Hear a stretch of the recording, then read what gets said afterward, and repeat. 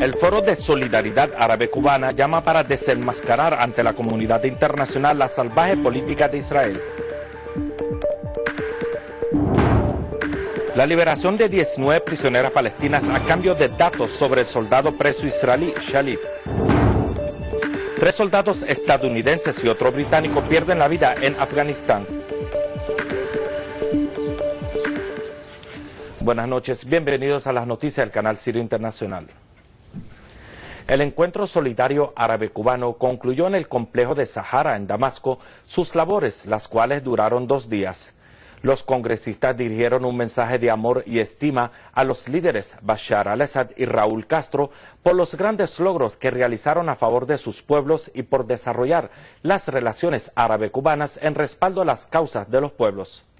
Los participantes expresaron su profundo respeto y gran estima a Siria, pueblo y dirección. En su declaración final, el encuentro afirmó la necesidad de consolidar la amistad árabe-cubana a través de diversas operaciones y proyectos que contribuyan en profundizar los conceptos comunes. El acto indicó que el cerco y las sanciones contradicen con la ley internacional. El informe expresó su aprecio a la postura de Cuba ante las causas árabes, sobre todo la postura ante la resistencia nacional en el Líbano y en Palestina y su capacidad de defender los derechos nacionales, así como condenó la hegemonía sionista y las masacres brutales cometidas por Israel durante su agresión en Gaza. De igual manera, el informe condenó la política estadounidense y israelí que usurpa los derechos de los pueblos e ignora abiertamente las legislaciones internacionales. Asimismo, reafirmó el derecho de Siria de liberar el Golán árabe sirio ocupado, indicando que Cuba rompió sus relaciones con Israel debido a su agresión contra el pueblo árabe, respalda la lucha del pueblo palestino contra la ocupación israelí y la colonización y apoya la creación de un Estado palestino independiente con su capital Jerusalén y el derecho al retorno de los refugiados palestinos. El encuentro afirmó la necesidad de liberar a los prisioneros sirios del Golán recluidos en las cárceles israelíes y los 5 prisioneros cubanos encarcelados en Estados Unidos, responsabilizando a Washington de la continuación de su encarcelación. En el marco de las actividades de la campaña nacional siria concerniente a la festividad de Jerusalén, capital de la cultura árabe para el año 2009, y con el motivo del aniversario de la conquista de Saladino a la sagrada ciudad de Jerusalén, se celebró en la ciudadela de Saladino en Damasco un festival durante el cual varios participantes pronunciaron discursos que confirman que Jerusalén siempre seguirá siendo árabe, pese a los intentos de judaización y de borrar la identidad islámica y cristiana de dicha capital. Es de señalar que durante el evento se realizaron marchas de caballería y boicot con la participación de numerosos ciudadanos palestinos. En los territorios palestinos ocupados, las autoridades de la ocupación israelí hicieron caso omiso a todos los llamados que exigen el cese de la construcción de asentamientos y operaciones de colonización y empezaron a ampliar un asentamiento israelí al sur de la ciudad de Nablus, en la ocupada Cisjordania. De igual manera, las autoridades israelíes anunciaron la construcción de 25 nuevas unidades coloniales en el contexto de la declaración del ministro de Guerra israelí Ehud Barak, que estipula la aprobación de construir 25 unidades coloniales en los asentamientos de Cisjordania. A todo ello, la institución de Al-Aqsa de Al-Waqf y Patrimonio advirtió de un nuevo plan de grupos israelíes extremistas que tiene como meta irrumpir en la mezquita de Al-Aqsa bajo la protección de las fuerzas de la ocupación israelí el próximo domingo. Asimismo, dicha institución emitió un comunicado en el cual exigió la puesta en alerta entre los palestinos para estar dispuestos a hacer frente a la salvaje agresión israelí contra los lugares sagrados árabes e islámicos y resistir a los planes racistas de la ocupación, agregando que las autoridades de la ocupación asumen toda responsabilidad y repercusiones de lo que ocurrirá en la mezquita Al-Aqsa. En el contexto del injusto cerco impuesto por las autoridades de la ocupación israelí contra la Franja de Gaza, el presidente de la Comisión del Ingreso de Mercancías en el sector de Gaza declaró que las autoridades de la ocupación israelí decidieron cerrar los 3 pasos comerciales que conducen a la cercada franja. Las autoridades de la ocupación israelí pusieron en libertad a 19 presas palestinas a cambio de obtener una cinta de video del soldado israelí Gilad Shalit. Dicha cinta, que dura 2 minutos, fue transmitida por varios canales de televisión y mostró que Shalit se encuentra en buen estado de salud. Dicho intercambio constituye la primera etapa de una operación que pueda conducir a la puesta en libertad del soldado a cambio de la liberación de centenares de presos y detenidos palestinos. En la localidad de Baalín, 2 solidarios extranjeros resultaron heridos y decenas de palestinos sufrieron casos de asfixia por respirar gases lacrimógenos lanzados por soldados de la ocupación israelí. La marcha semanal partió tras la oración del viernes con la participación de una delegación de la Asociación de Solidaridad Francesa Palestina y de otros solidarios extranjeros de los movimientos de paz, durante la cual enarbolaron pancartas que condenan la política de la ocupación, la construcción del muro racista de separación y la colonización.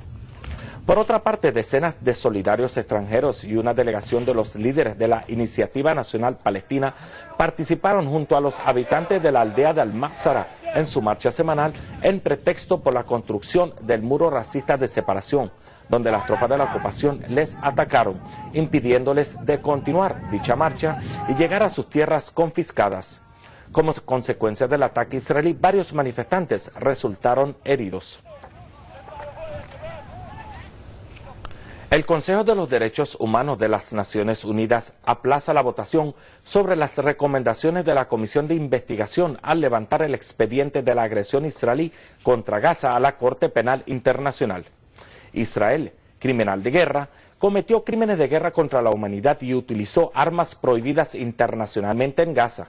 Testimonio pronunciado por el presidente de la Comisión de Investigación de las Naciones Unidas tras concluir sus investigaciones sobre las violaciones perpetradas por Israel durante su ataque agresivo contra el sector de Gaza.